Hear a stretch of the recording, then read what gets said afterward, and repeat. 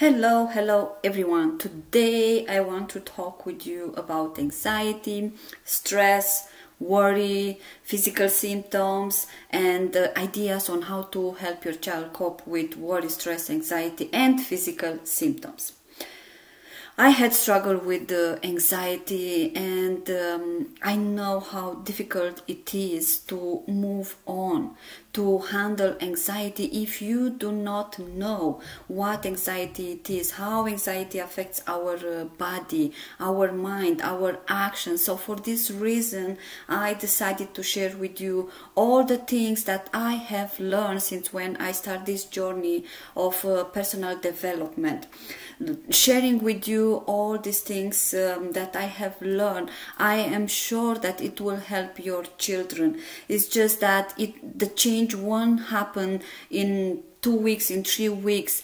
The more you learn about anxiety, the more your child learns about anxiety, the more he will practice all the things that I will share with you, the more he will be able to cope with anxiety, to cope with physical symptoms. We all want our children to succeed in life, to be happy, to have a happy childhood, and we will do anything to stop them from suffering, to protect them. But unfortunately, this is not possible. We cannot do that. But there is one simple thing that we can do. Simple but very powerful thing we can do. And that thing, it is to prepare our children protect themselves. This is even better than trying to protect our children all the time, because as I said, this is not possible. But what we can do is to help them learn, to teach them how to protect themselves, how to not be scared when faced with challenges, with obstacles. They need to be prepared for worry. Worry won't go away. Worry won't change. Worry can't change, but our children can. Worry, it is an inevitable part of growth and change. And this is the reason why we need to teach our children, to prepare our children to get worries out of their way, rather than let the unrealistic stories worry is telling them. By learning to change the relationship with worry, children can learn to be in control, to be the boss. When I struggled with anxiety, worry, it was like a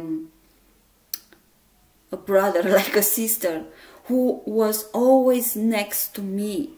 And that time when I struggled very badly with generalized anxiety, I was thinking that worry, it is bad, that worry is making me feel miserable, that I can't get rid of those negative thoughts, of all those worries. But you will see that worry is not bad. Now, that being said, let's begin by understanding what it is worry, what it is stress, and what it is anxiety. Worry, it is something that happens in our mind. When we worry, our mind dwells on negative thoughts, on the uncertain outcomes that could go wrong. Simply put into words, worry happens in the mind, not in the body. How does worry work? Worry has an important function in our lives. When we think about an uncertain or unpleasant situation, our brain, our mind become stimulated. Worry is not a bad thing.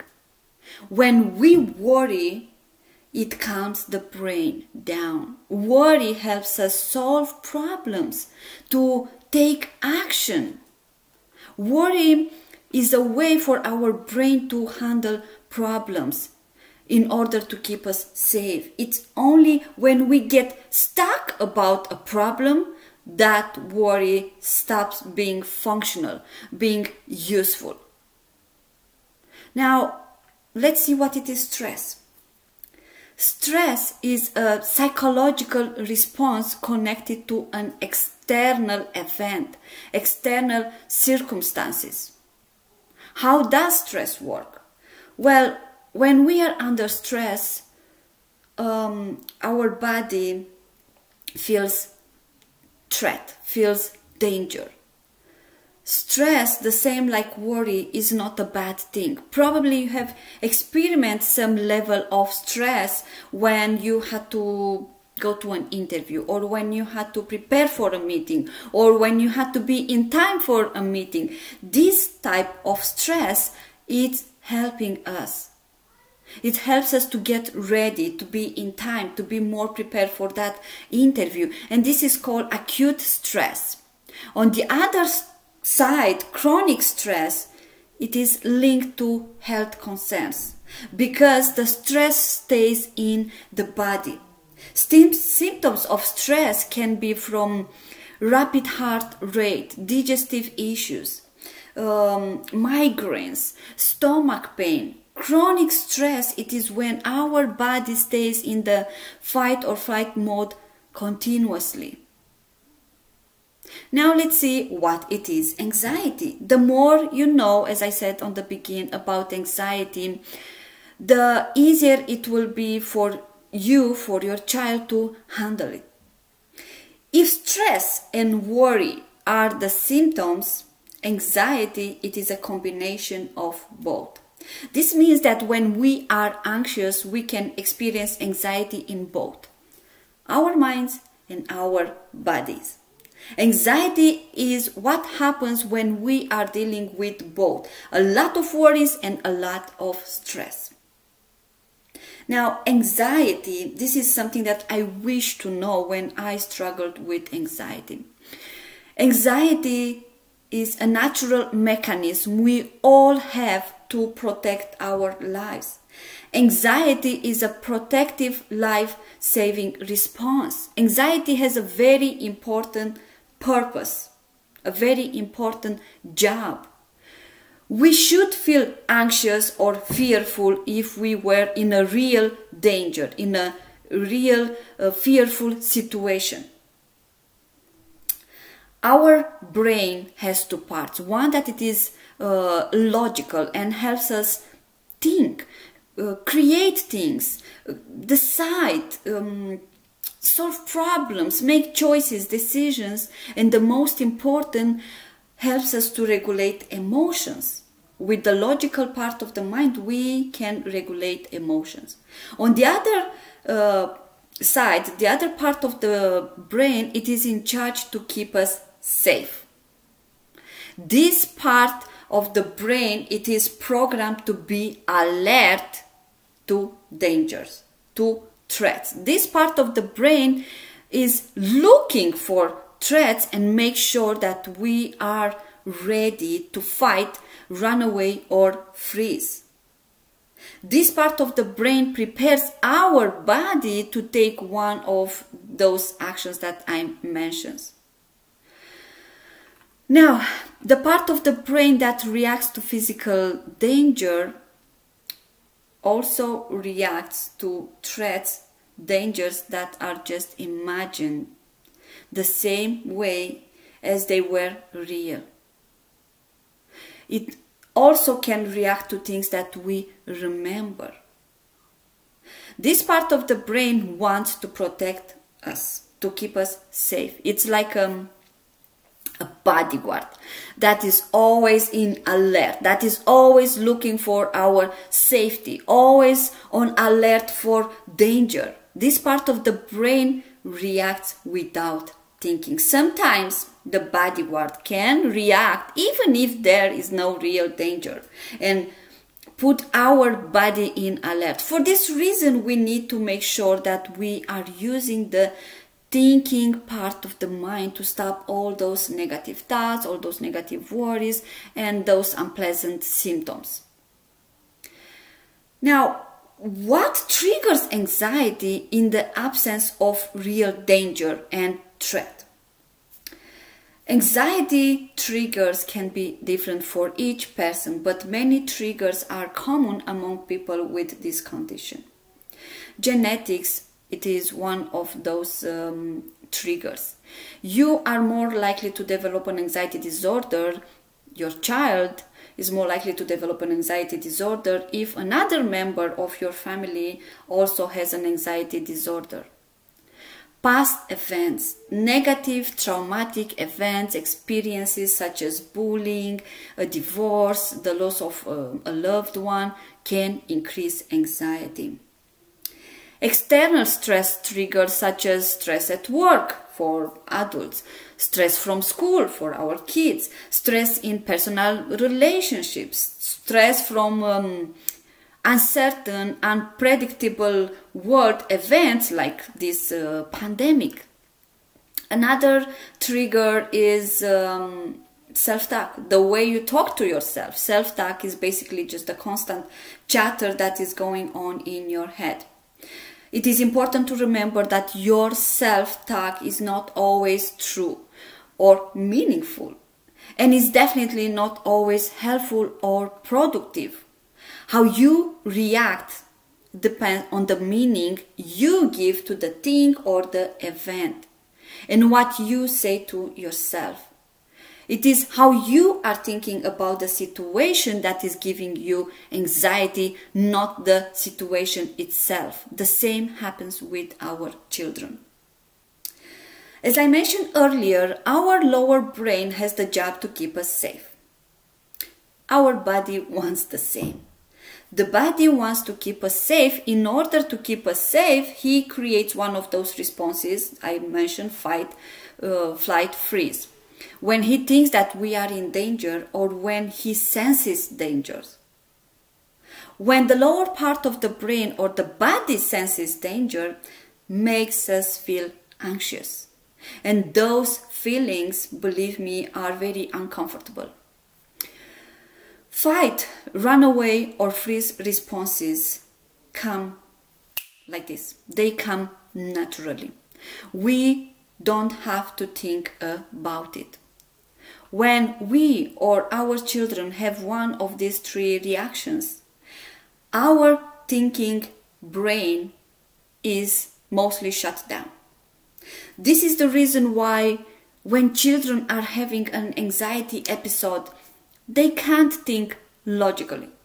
They can't see, they can't realize that there is not a real danger in going to school. That is not a real threat if she will make a mistake or will try to make new activities or new friends.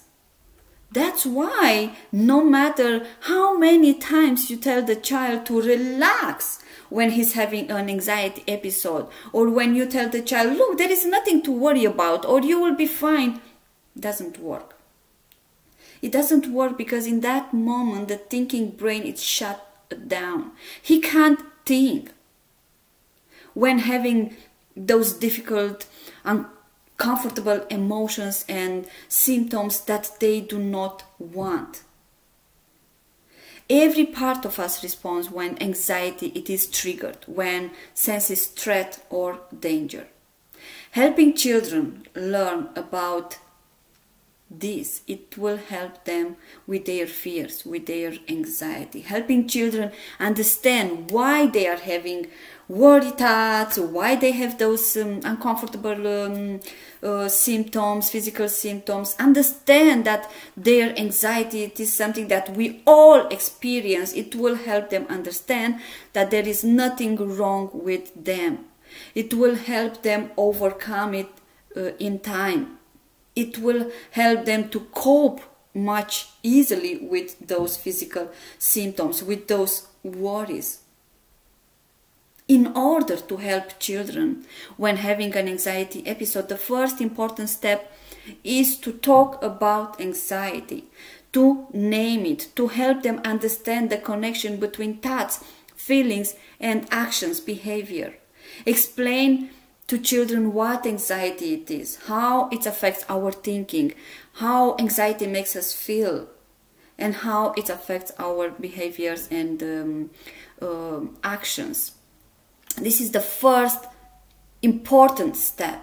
And an easy way to explain anxiety to your child is to say to your child that the same way we have a fire alarm, house alarm, a car alarm, our bodies have an alarm too. And the purpose of all the alarms, the fire alarm, the car alarm, the house alarm, is to signal us when we might be in danger. Then say to your child that the body alarm has the same purpose, the same job, to tell us, to let us know, to signal us when we might be in danger. Explain to your child that hundreds of years ago, people used to live close to animals and they needed to survive. One reason why human beings have been able to survive over time, it is because our brain recognizes signals around us that tell us danger might be coming. And these signals prepares our body to deal with danger when it comes. When our brain recognizes danger, it prepares our body to deal with. And we all have the same responses to deal with the danger. We can fight, we can run away, or we can freeze. What we pick to do sometimes depends on the kind of the danger.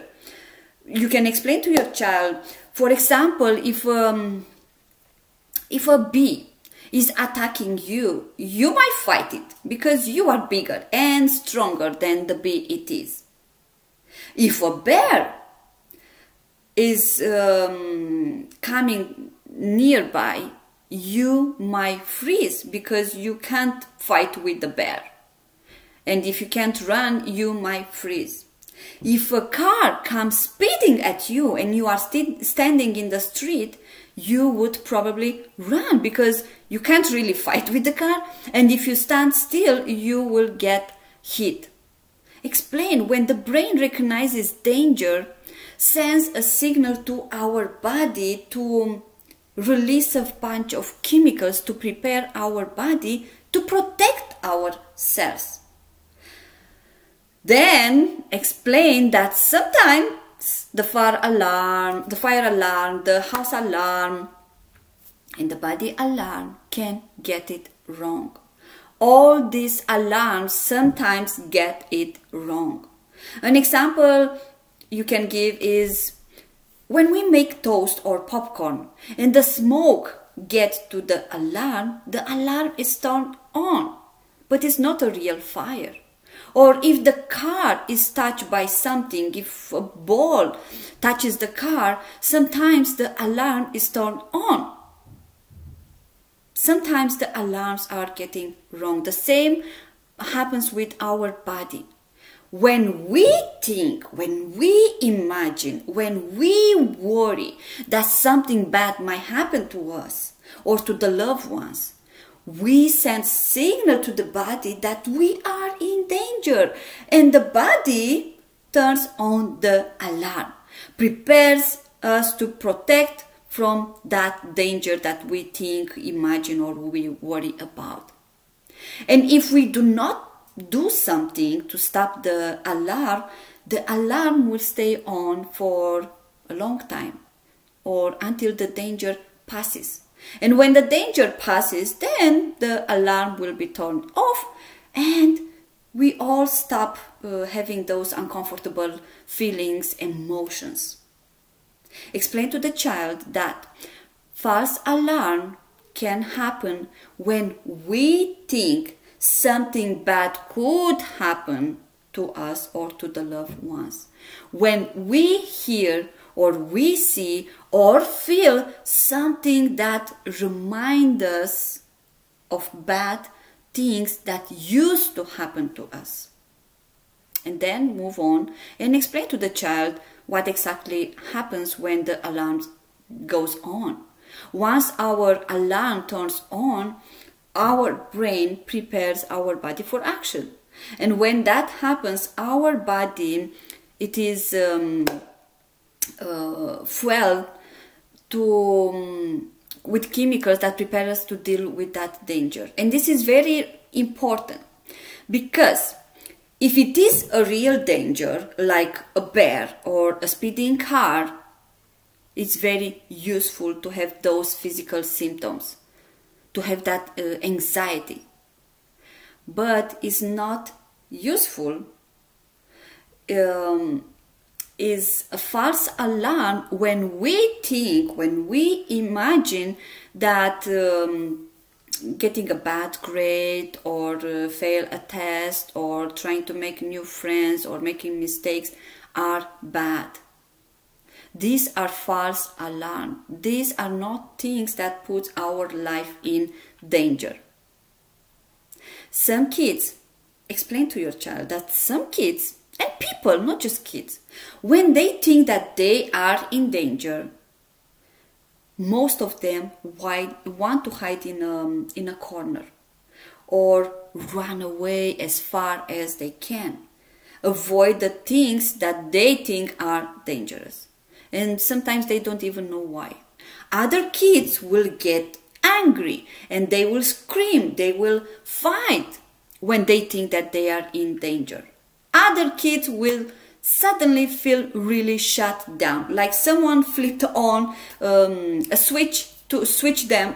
And all of these are ways your body is trying to deal with something it thinks is dangerous. Or sometimes what sets on the alarm isn't really dangerous, it's just something that feels bad or reminds us of something that happened in the past. And we do not want to go again through those feelings, to those fears, to those emotions. In a short way, to explain to your child what anxiety it is, explain that anxiety is not something bad. Anxiety is not an enemy. Anxiety doesn't want to hurt you. It is the opposite. Anxiety loves you and wants to keep you safe. It's just sometimes it gets it wrong. Anxiety doesn't want you to be in danger or experience any kind of threat. For this reason, anxiety makes you feel all those uncomfortable symptoms.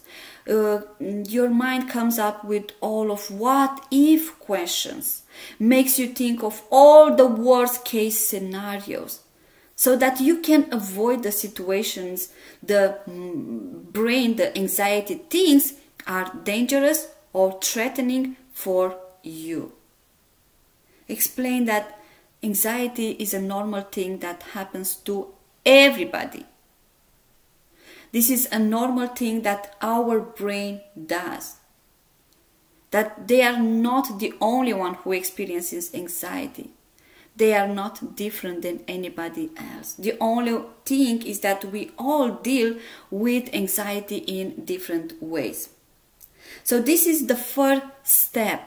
Explain to your child what anxiety it is.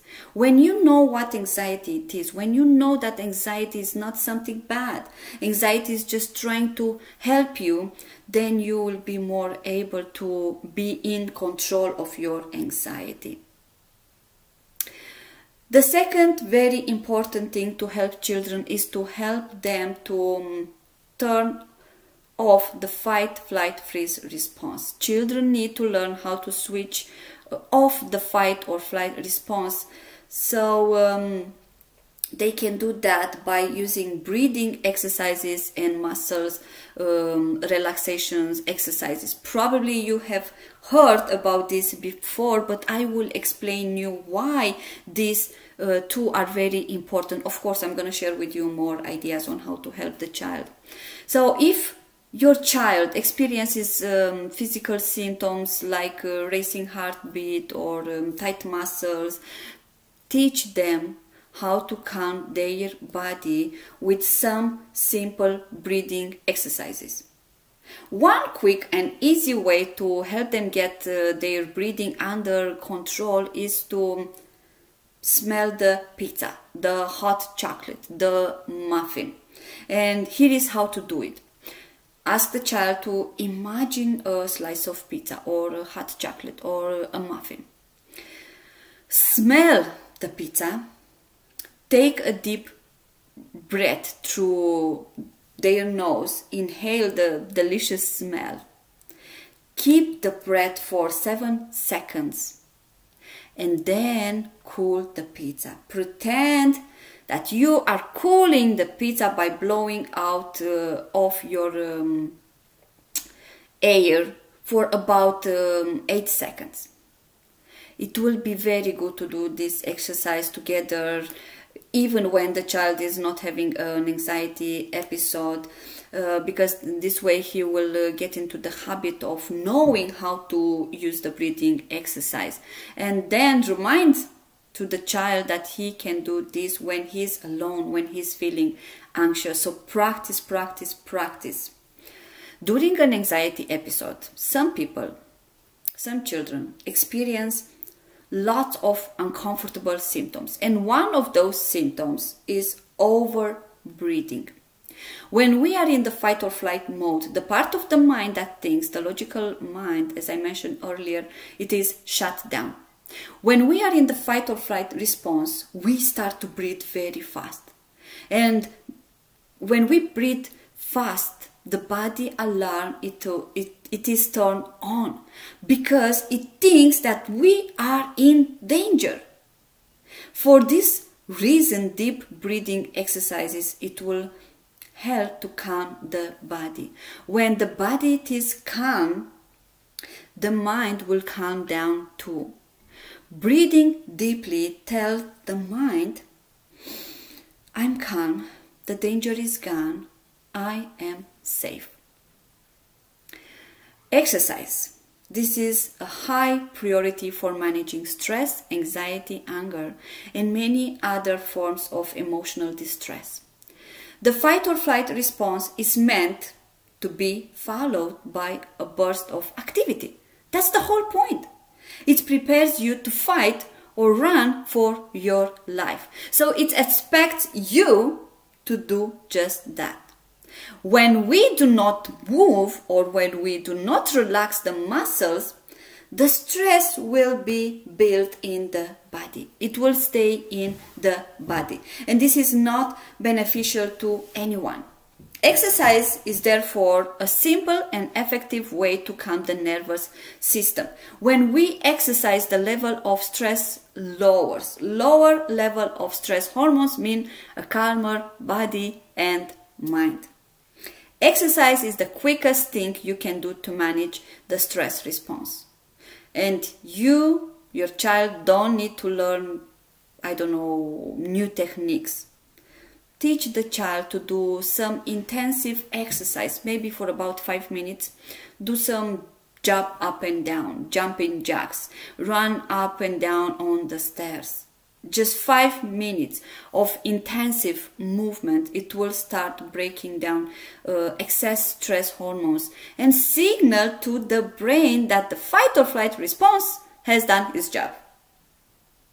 One very effective and quick way to calm the body and put the blood fast on move, if possible, to find a place where the child can stay with his legs up and with his head down. And if the child has an anxiety episode while in school, teach the child to tell the teacher he needs to go to toilet and tell him to do there some jumping, breathing exercise or tapping on his face, on his legs. Another way to manage stress is to write or draw. Older children often find it helpful to write about the things that are bothering them.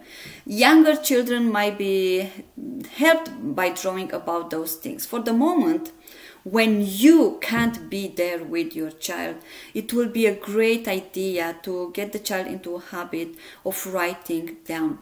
Buy a journal for the child and encourage the child to write down in his journal all his negative thoughts and worries. Journal can be a great place to unload anxious thoughts or worries. Journaling, it will help the child to take out his worries from his mind.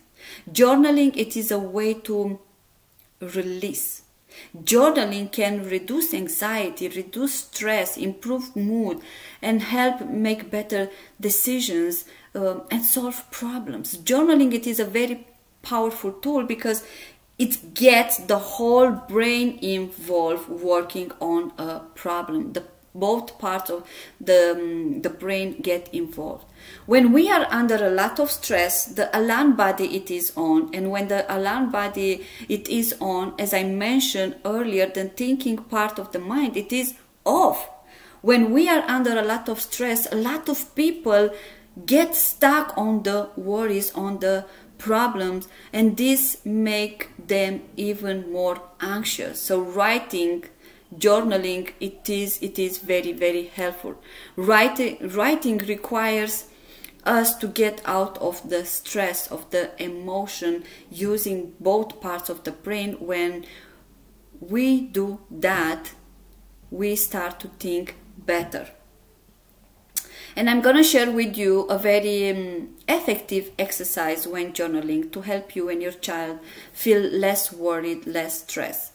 If you have the journal, write on the journal. If you have a paper, if you don't have a journal, write on a paper.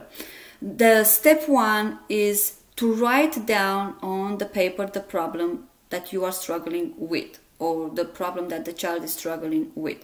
And write down what I'm worried about. If the child is able to write, ask the child to write what I'm worried about, and write down there what he worries about. The next step is to write what can I do about it, and list options, how many he can think of, or write nothing. The next step is to write what it is in my control and what I am powerless over. This is very, very important and very powerful when dealing with anxiety, stress, and worry. Step 4 is to write down what would I be feeling if I wouldn't feel anxious. And step 5 is to go back to number 2. Explain to the child, if he wrote there nothing, it means that there is nothing he can do. And he needs to accept that and let go. And if you struggle with anxiety, you need to do the same. If you wrote nothing, it means that there is nothing you can do. And you need to accept that and let go.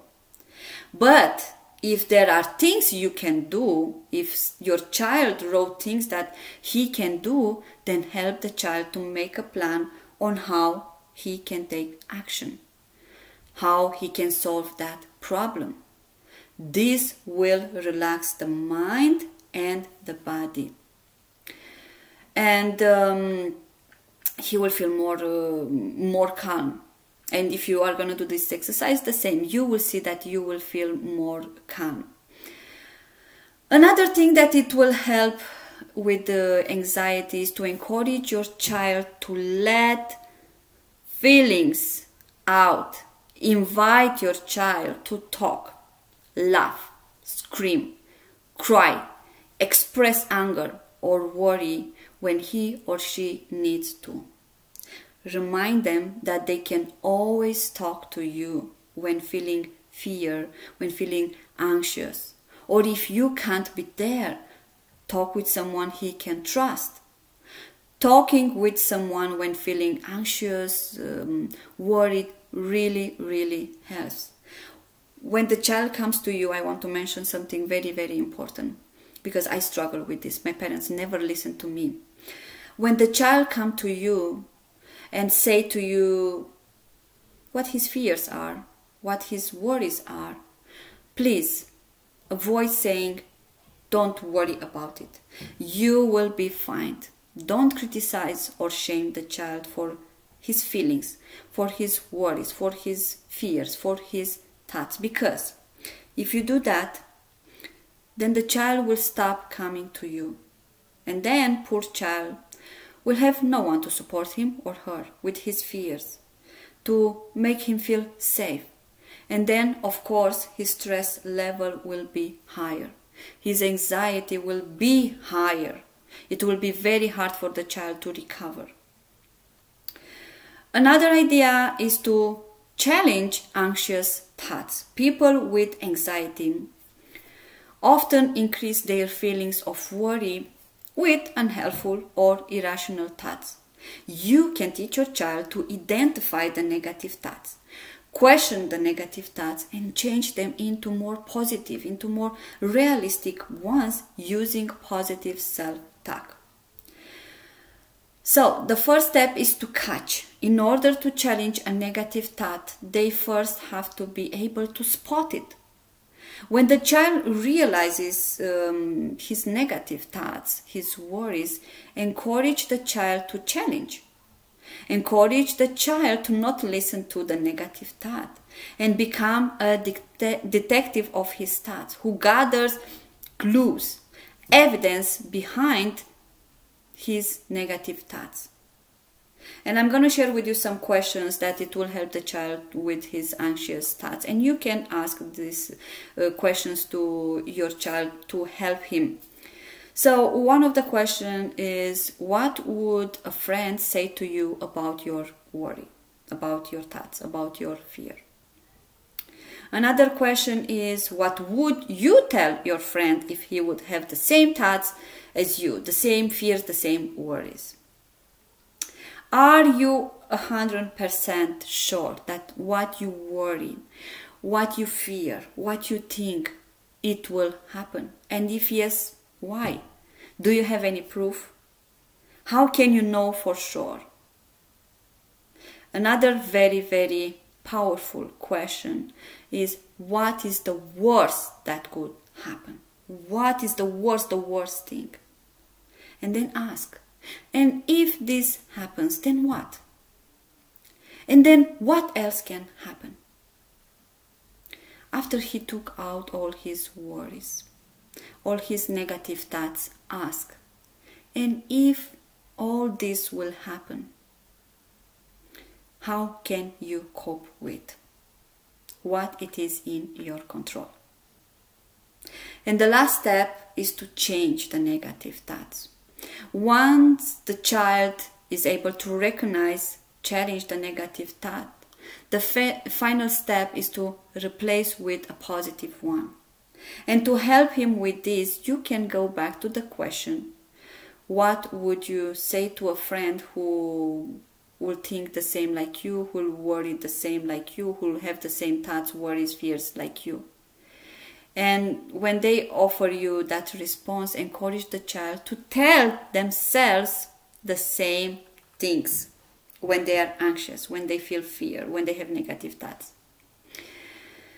Another idea in order to help your child is to try the step ladder approach. Anxious children will often choose, not just children, adults as well, I was one of them, will often choose to avoid their fears. Unfortunately, avoidance only increases anxiety.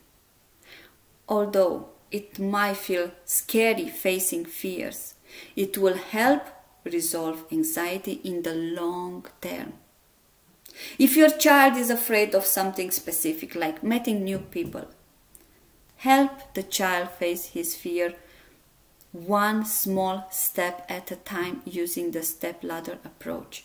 The goal of this approach is for them to do something that is very, very scary, then that is moderately scary, and then to keep practicing until it isn't so scary anymore. It is important to move slowly. The brain doesn't like big changes. And that's why we get so scared, so anxious. So never force a child to do something he fears. If you try to force the child to do something that he is very, very scared, then his fears will grow bigger.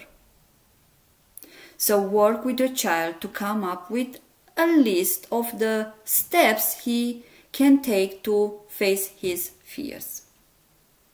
Another idea is to help your child build his confidence and resilience. Being more confident can help you reducing anxiety, because you know no matter what happens, you can do that thing again. You can manage it. You can get up after that failure, that mistake, that rejection.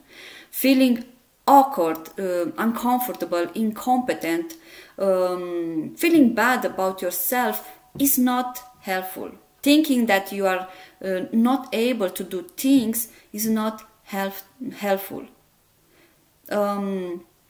So help them build their confidence and build their resilience. These are some of my ideas. Believe me, these ideas, it will work.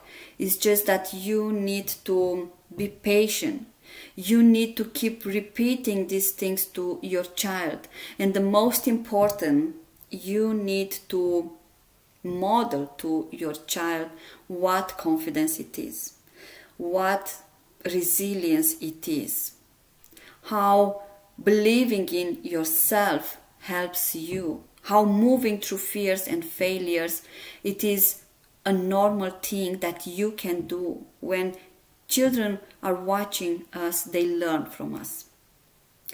Thank you for taking the time to watch this long video. I really hope it will help you. If you like these ideas, if you know someone that has a child who struggles with anxiety, and these ideas, believe me, don't work only for children, work for teenagers, work for adults also. So if you struggle with anxiety, try these ideas that I just shared with you, and you will see that in time, the more you learn about anxiety, the more you face your fears, you will feel more confident. Your anxiety, it will decrease. If you like these ideas, if you found them helpful, please share this video. Thank you again for taking the time to watch the video.